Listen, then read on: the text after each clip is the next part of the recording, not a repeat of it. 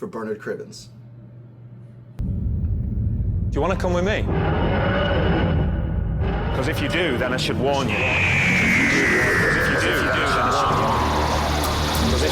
At the time of this recording, it is the 20th anniversary of Doctor Who's Revival series, which began on March 25th, 2005 with the pilot episode of Rose. To honor that, I'm going to launch a little pilot of my own today. So welcome to the All Trades Jack channel. I am the titular, titillating Jack, and this is a Doctor Who essay from the USA.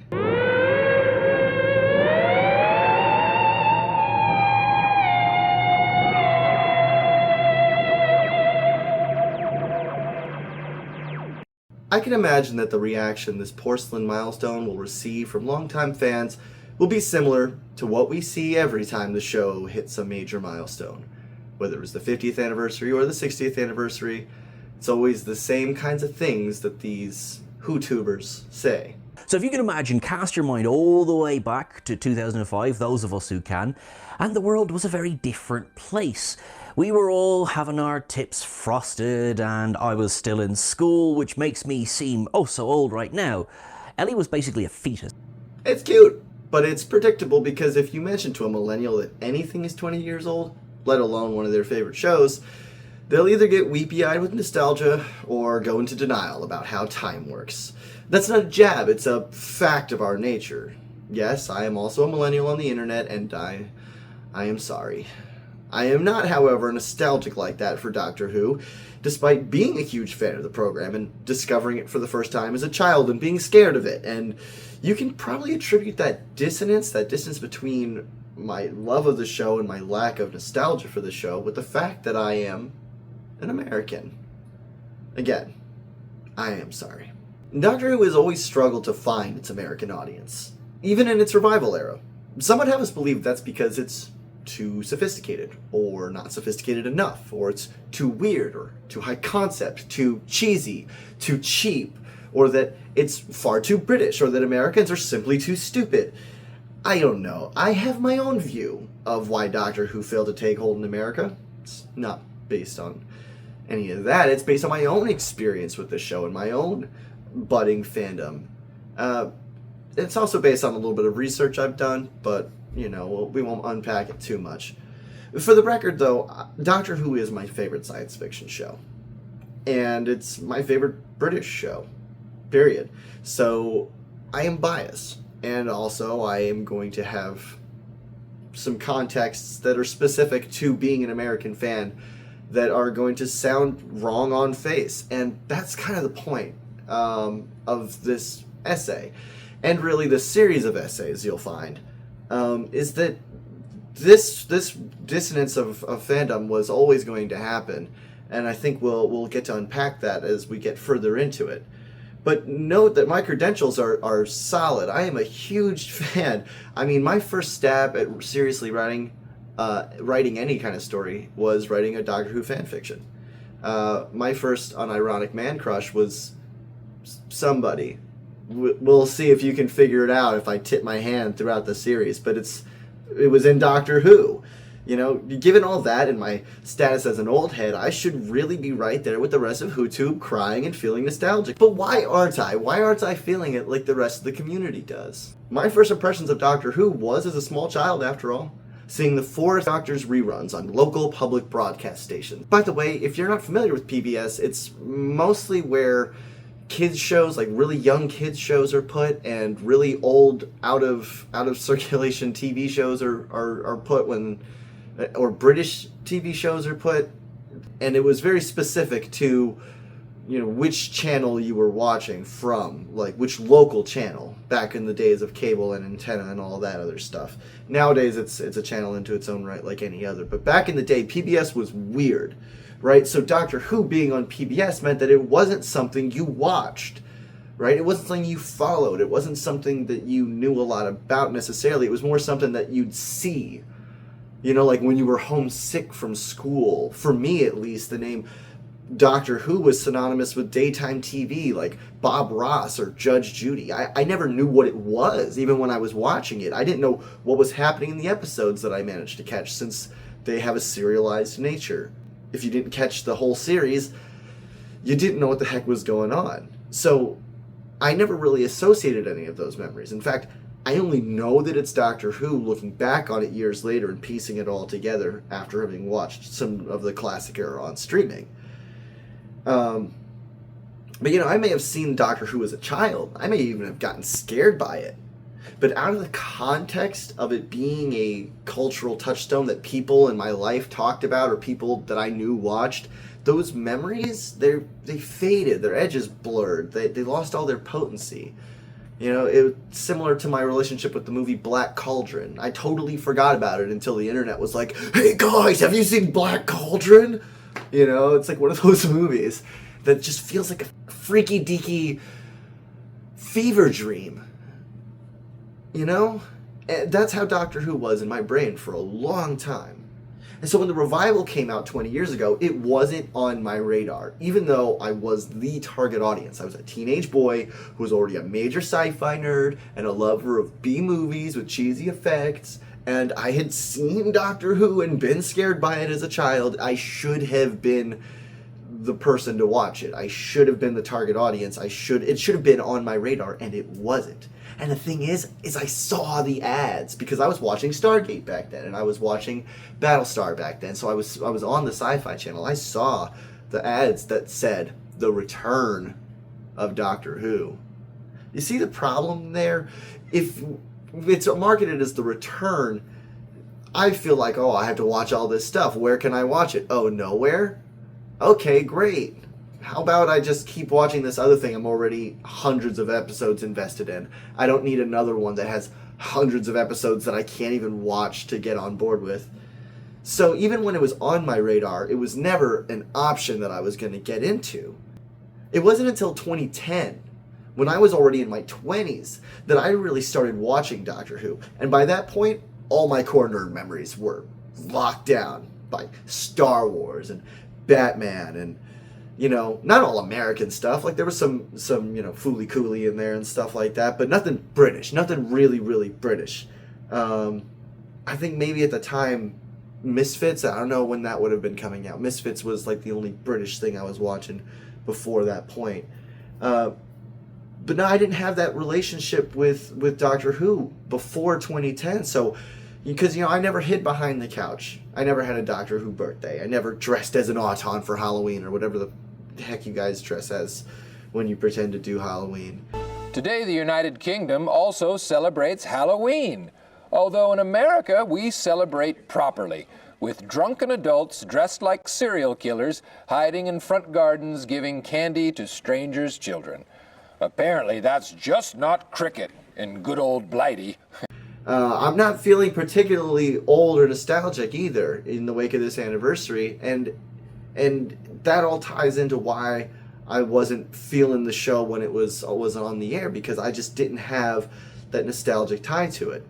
So what changed in 2010, right? Why did it snatch me in 2010 and never let me go ever again? Well, if you are a Brit and you are watching this, first of all, oh, congratulations and sorry. America salutes you. I applaud you for getting this far, and I look forward to your demeaning comments. I really do. But if you happen to be a Brit, you're probably assuming that I am an American who started watching in 2010, so that must mean I came in on the Matt Smith train. I know. There's a lot of discourse about this period of Doctor Who fandom when it hit its peak in America, and everyone's got their hot take about why Americans jumped on then. Because we were watching in numbers on the Sci-Fi Channel during the David Tennant era. It was always behind, but people were watching. I wasn't. People were watching enough that it didn't get canceled, but it wasn't super popular the way it became until like that 2010 era, and people associated all kinds of stuff to it. They say it's Matt Smith himself, you know, that it was his performance. They say that it was the step away from the techno-babble sci-fi stuff and to lean more into a fantasy storytelling kind of thing. Some people say it was the blockbuster budget and the big Hollywood marketing that they did, which it doesn't hurt. You know, it certainly doesn't hurt. I think most insulting of all is people who say that like it was because they recorded episodes in America, like the episodes shot in Utah. And I gotta say, first of all, who gives a fuck about Utah? But second of all, if you're watching and you're from Utah, you know, thank you and I'm sorry. But no, if you think that I get it, we're egotistical. Americans are egotistical. Americans are self-centered. I get that. It's true. If you think that we can't watch something just because it wasn't filmed here, you may be onto something. But no, I have a different thought about what it is that prevented Doctor Who from really taking off in America until that 2010 period. I know a specific element that got me hooked back then. I'm certain it's true for many other people that got them hooked back then, even if they didn't realize that's what it was. But I think that really got the wave moving, and I could just tell you what that is. But first, let's get down to the history of this and see if you can guess the answer before I get there. History tells us that the first Doctor was William Hartnell, who debuted in black and white on television in 1963. Here's the thing. Let me tell you something. We Americans, we aren't fond of history that wasn't written by capital U-S, us. And American history tells us that the first Doctor was Peter Cushing, who debuted in Technicolor on the silver screen in 1965. Yes, sir. Yes, the first Doctor was in the film Doctor Who and the Daleks. And its reception in the States is something of a microcosm of why BBC can't seem to sell Doctor Who in America. You know, and it was one of the top 20 films in the UK the year it came out. It was a big film. But in America, it tanked. So why?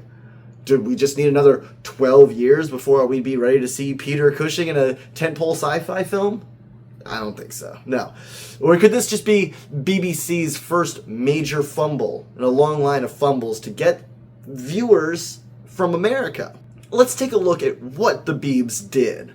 They shifted format from TV to film to make it more broadly appealing, while inserting a paywall in the form of a movie ticket between the program and its viewer.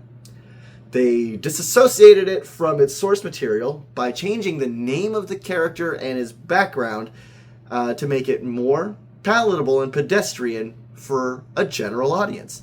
Then they got big names and a Hollywood coat of paint to make it more marketable abroad and proceeded to market it based on its inherent brand value, as if the hype from Dalek Mania would translate into viewers in America. See, here's the problem. The show may have been on the air for a couple of years, and yeah, Dalek Mania was sweeping the nation. But that nation, not this nation, the nation of Terry Nation, the Dalek Nation. Americans, we didn't know what the heck a Dalek was. We didn't have access to the show. We never had seen William Hartnell's episodes. We didn't have them. So the film had to stand on its own merit. It couldn't rely on the hype to attract American viewers. Doctor Who and the Daleks looks more expensive and more flashy and colorful than its TV counterpart, and it works as an upgrade to that experience. But Americans wouldn't have been comparing the film to a show they'd never seen. They were comparing it to other films. Like, Doctor Who and the Daleks wasn't more flashy or exciting than the average sci-fi film. And in a film year which saw the release of Dr. Terror's House of Horrors, Dr. Goldfoot and the Bikini Machine, and the Academy Award-winning Dr. Zhivago, what the heck does the name Doctor Who even mean? Nothing to an average American audience. Heck, in the context of this film, it doesn't mean anything to anyone, since they changed the Doctor's name to Doctor Who, surname Who, right? And this is just another problem, right? Who is that for? Right? You're not going to get Americans on board for that. But even if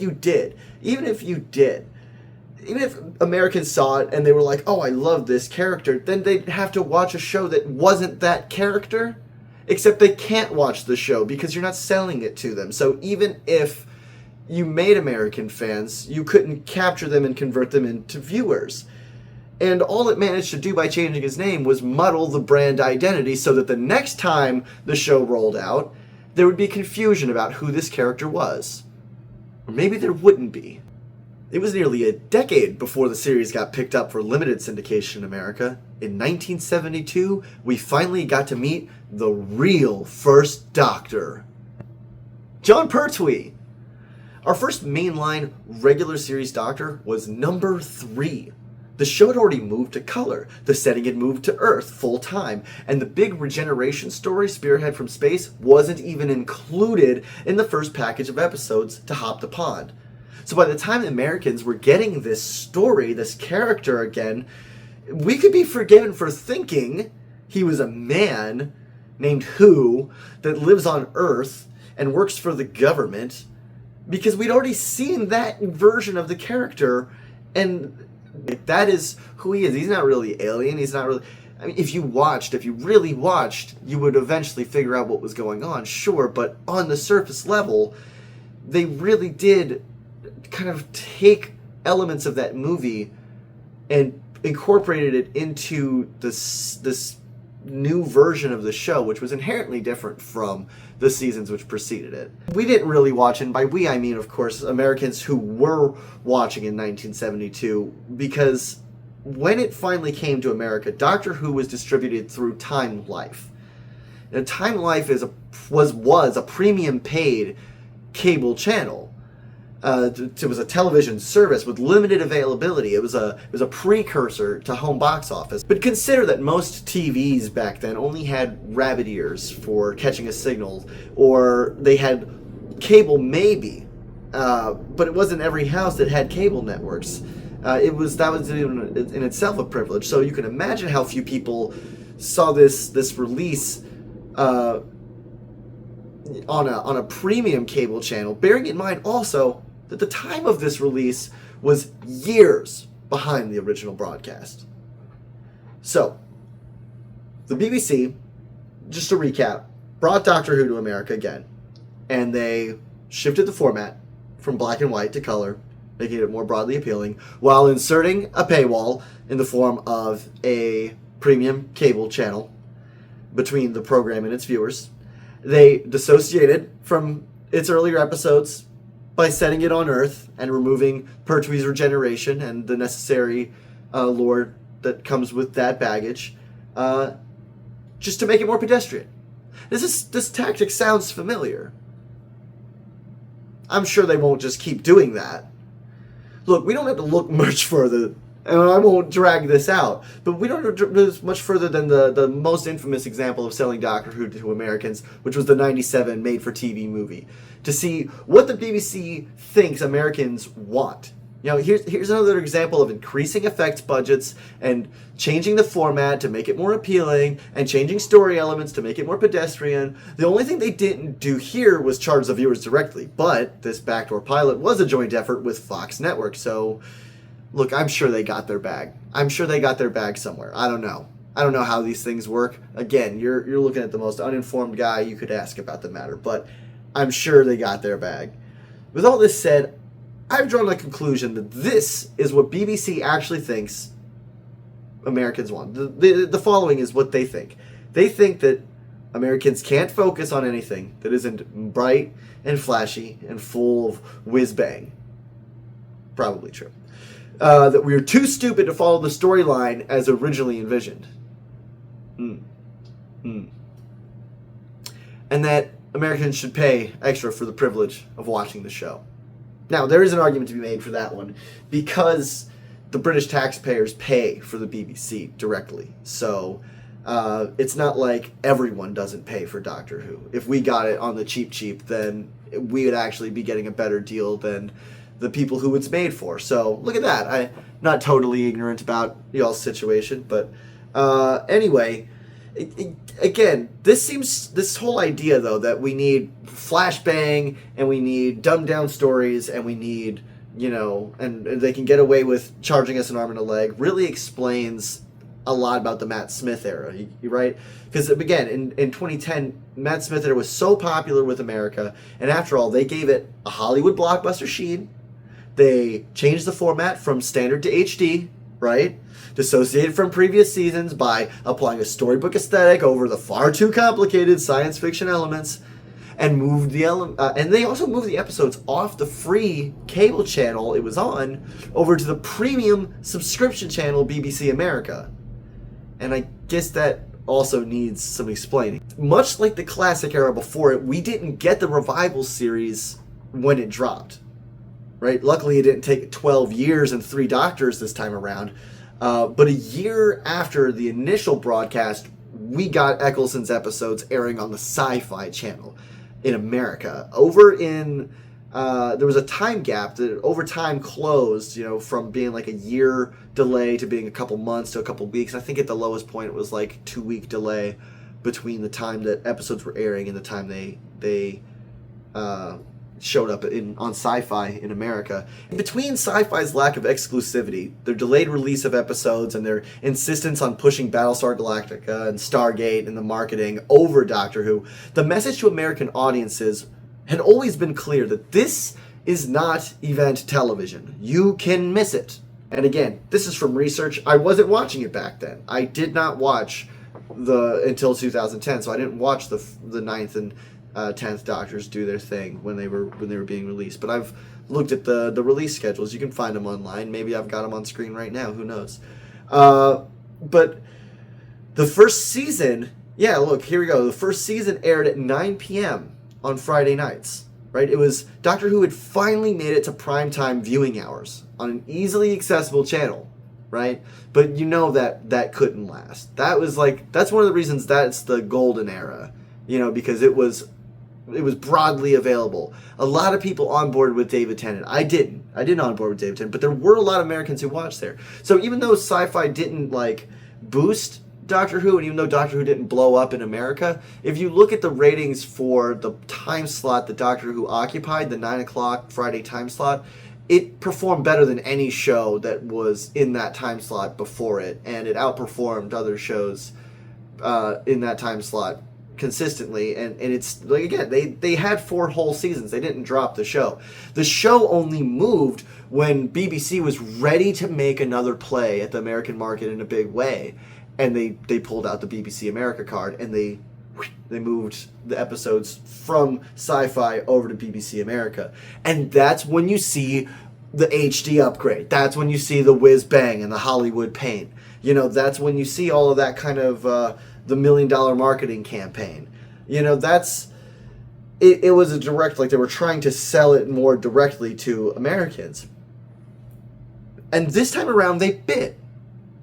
And isn't that curious? Because they had the same model. So did they just have it right and they just needed to keep trying over and over at this wacky model until eventually it succeeded? Or was there something else at play? I believe it comes down to this. The same year that the new episodes, the Matt Smith era episodes, started dropping on BBC America, the old episodes were all released on Netflix. That's where I discovered it. That's where so many of the people that I knew who were watching it discovered it. They found it on Netflix. Some people who didn't have Netflix went back and rewatched on Sci-Fi Channel or bought DVDs, but the only reason they went out of their way at that point in time to find the show, where nobody had gone back to really find the show in the seasons previous, was because there was finally a conversation about it. Rather than it being a non-event TV show released between Sci-Fi originals, it was a complete show dropped in its entirety onto Netflix, where it could be binged and where it could trend and where people were ravenously consuming back then. And here's the thing. I know you're probably thinking, well, that's just another paywall, right? But it was Netflix in 2010. If you don't know what I mean by that, let me just break it down for you. There was no HBO Max. There was no Paramount Prime. Individual companies were not locking down their IP and making streaming services of their own.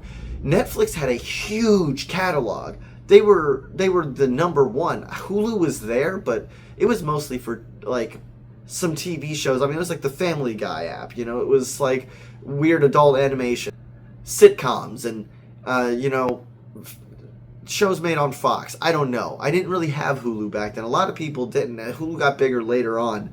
But back in 2010, the big one was Netflix. They were not quite a monopoly, but they were huge. Everyone had Netflix. And if you didn't have Netflix, it was cheap back then. And it also wasn't the prospect it is now. Someone tells you, oh, there's this great show, you should watch it. What's it on? Apple TV Plus. Oh, well, I've already got Netflix and Hulu and Prime and Max. I was going to get Crunchyroll, but maybe I should get Apple instead. It wasn't like that back then. It was real Coke Pepsi. You know, it was like, okay, yeah, I'll get the Netflix. I got the Hulu, but I could get the Netflix too. I could stretch it and get two, you know. But everyone had it, and binging was a new way to watch the show and get really in depth with it. And that was when I started watching, and they had a lot of stuff on there. They had animated Doctor Who episodes, they had classic episodes, and it was great. I remember watching the Genesis of the Daleks on Netflix. I remember being able to watch that episode right before, and I didn't even know that that was a thing. I was just watching classic Who episodes that happened to be on Netflix because I was waiting for my buddies. We were all watching Doctor Who together. I was waiting for them. I didn't want to watch ahead, so I watched some classic era episodes and just happened to learn about this creator character right before he has his big return. So we were tied in. We could do the homework, and we could watch the show and be in on all the information. We could be in on all the jokes. We could be in on all the story connections. You know, I had seen Sarah Jane in classic episodes now and knew who she was. And seeing episodes, it triggered my little like lizard brain going like, oh my god, childhood memory. I remember this creepy episode here, or I remember like going back and watching it. I was able to tap into all that I never really knew was there, really knew what to do with. And so it was in that era of early discovery where all the stuff was pretty easily available that I came on board, and a lot of other people did too. And things tapered out after a while, you know, and people attribute it to a lot of things. And people say that the writing got worse or whatever else. Here's my hot take. And if you disagree with me, hit dislike and say something mean in the comments. But if you're not making people happy, it's a cyclical thing. Right? If people aren't watching, there's a cyclical effect on the writing, on the performances. People know when their shows aren't doing as hot, or when they're in over their heads, or when people are talking shit on them on the internet, and it affects your performance. It can't just not have an effect on the way you create. And so if the viewers are not there, the writing will get bad.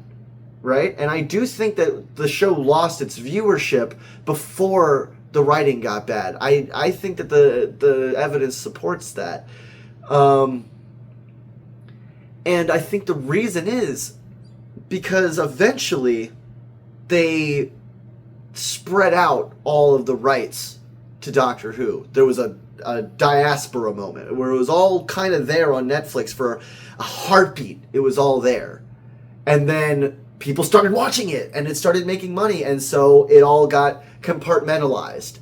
And some of the classic episodes were on one site, and then some of the later, the 80s episodes were on another site, and then Netflix only had the new episodes, the New Who, and then eventually Netflix didn't have New Who, and they moved that to, I can't even remember where it went after. Did it go to HBO after that? Which is kind of full circle, because that's just like Time Life.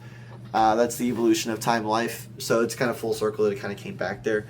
And they did have a lot of classic stuff on there. And then Prime had some stuff, but who wants to pay money to Prime to rent a movie? Who wants to give that guy dollars just so you can watch a poorly made episode riffing on him? I don't know. I don't want to get into that right now. We'll get there eventually. This is the first one, guys. Let's not get too far off the rails. But no, after this point, though, we have a diaspora, and the the availability of the material means that onboarding new viewers gets harder and harder and harder. And you can try to get them on with the new episodes. If you have the new Who episodes, you can start them at Eccleston and you can always get them on board from there. But it's not the same as having the full texture easily there available at your fingertips, right? And right now we're seeing a new version of this same problem with Disney. We see it. There's a slight change to the format, isn't there? They pumped a whole lot of money into it, right? A lot more effects budget, Hollywood coat of paint, a new streaming platform, all the things we've seen before.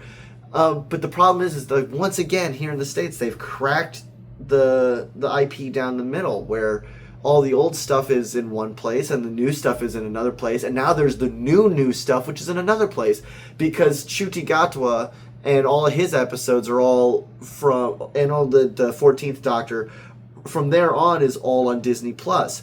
All the other stuff is still on Max. And the classic stuff, some of it's on Max, some of it's still on Prime, right? So, I mean, it's a nightmare trying to, and I know it's a nightmare everywhere with the rights issues, but it's impossible to onboard a new fan in any kind of meaningful way when they have to go so far to get just the basic materials to understand the story writ large. You can always jump on in any season, and I think that they do a good job. I think Peter Capaldi's episode pilot is a great jumping on point. I think the 11th Hour is an amazing jumping on point. There's ones that work better than others. I don't think that Ncuti's as good of a jumping off point as it could have been, but that has nothing to do with him. It has more with the way they wrote the specials. We'll talk about that in the future too. But it really is vital to think about what made Doctor Who work abroad, because we're coming to a decision point. We don't know what's going to happen with the rights of Doctor Who in the coming days. And I've heard a lot of stans who are just hardcore that it'll work out no matter what, even if it has to go back to the BBC, it'll never go off the air. Well, that's great, guys, but that doesn't do anything for me over here, because I don't want to go back to that. I like it on Disney Plus. I hate giving money to the Disney Corporation, but you know what? They've already got me for Star Wars. They've already got me for fucking everything. They've got me. I can't help that. They've got Doctor Who now too. If it's safe there, I'm happy with it there. If Max wants to take it back and get everything together again, I'm even happier with that. But they've got to figure something out. Without mass availability of the media writ large, the story can't survive. It is a story that is too cumbersome to just jump on and expect fans to become devoted. They need the whole tapestry of the show to really become the kind of fans this particular type of show needs to thrive and to really do good in America. I'm hopeful that they'll work out some kind of deal in the near future.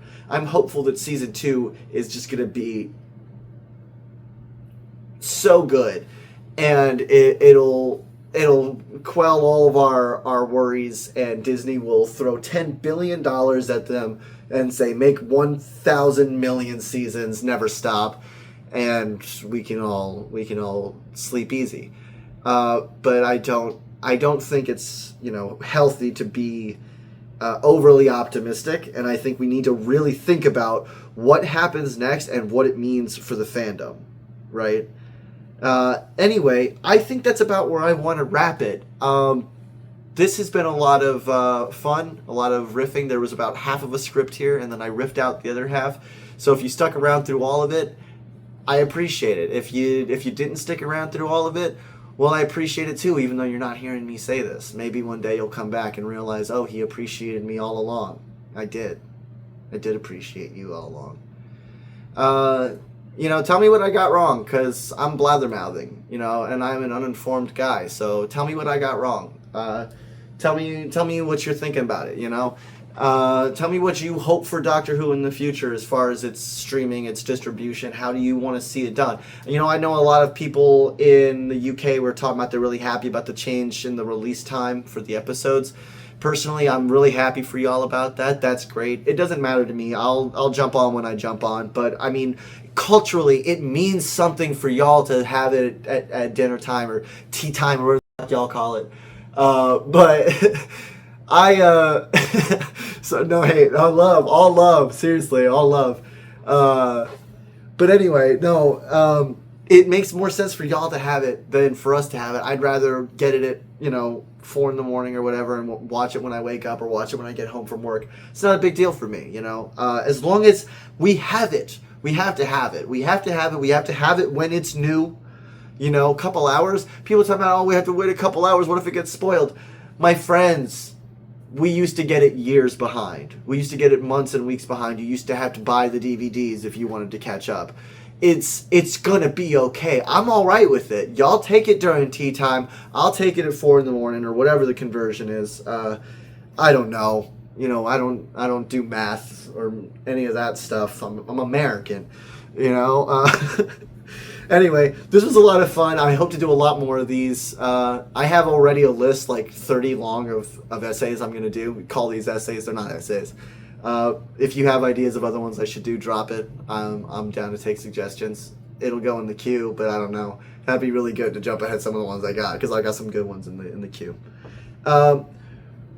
Before I jump off, though, I want to throw out a special thanks. I have been wanting to do some videos like this for a long time, but I am not skilled like that. As I'm sure you've seen, I don't know how to mix sound very well. I don't know how to edit videos very well. I don't have the skills. Don't have the software, don't have the tools, don't have the training. That's not really my bag. I'm not really good like that. But I make some excuses for myself as why not to do it. But recently, a channel that I quite like to watch, who's another Doctor Who channel, they're like a Doctor Who React channel, they recently came back after I commented on an old video, because they hadn't posted in a while. I commented on an old video that I'd missed seeing them post. And they had this message for me in their next video. And hopefully we'll get your take on them. But Jack, thank you for hanging in there. I know you're watching older videos. You actually inspired this, so I know you inspired it. We're like, we gotta do this. Shout out Jack. Right. Shout out Jack. And we're kind of thinking like this might be a little funsy. It might be a little like more uncut. Yeah, You know what I no. mean? So all of our Little videos now uncircumcised. are gonna be uncut, as Alyssa says, uncircumcised. So we're seeing like these two, they can take a step back and release on a window that makes sense for them, and uncircumcise the video, less editing. I got you. Like that's brilliant. Like I inspired you to get back on the ball, and that's love, and you've kind of inspired me to not be such a perfectionist about it. Just release what I can release. So I appreciate the shout. I am that Jack. I am all trades Jack. Check me in the comments if you don't believe me. It's a weird thing to stun on, you know what I mean? So, but you can check it if you feel up. But anyway, I appreciate that shout, and I appreciate that motivation. I'm out here because y'all inspired me to get out here. I'm going to post a lot more, but also I'm all trades Jack, so just know, don't subscribe if you don't want to. Do not subscribe if you don't want to. Listen to me. If you're a Doctor Who fan, don't subscribe if you don't want to. I'm going to do some Who essays from the USA, but this is all trades Jack. I got a lot of hobbies. I do a lot of weird stuff around here, and I'm just going to be posting stuff, and it might not all be stuff you're interested in. So just don't subscribe. You don't want to see random stuff. I'm going to have like minis that I paint, and I'm going to have like weird arts and crafts that I build, and maybe some cooking, just some DIY stuff. It's gonna be random. Maybe it'll be my workout stuff. You never know. You don't know. So just don't subscribe. It's a waste of your time. You will get lots of Doctor Who. I plan to post a lot of Doctor Who stuff. I plan to post a lot of Who essays from the USA. Like I said, I got 30 or 40 scripts already, like ideas that I have in my head that I would really like to talk about. So they are coming, and if you want to watch them, you should. But do not subscribe. That wouldn't be in your best interest. It wouldn't be. Slap that thumbs down button. No one can see it. They won't know you did it.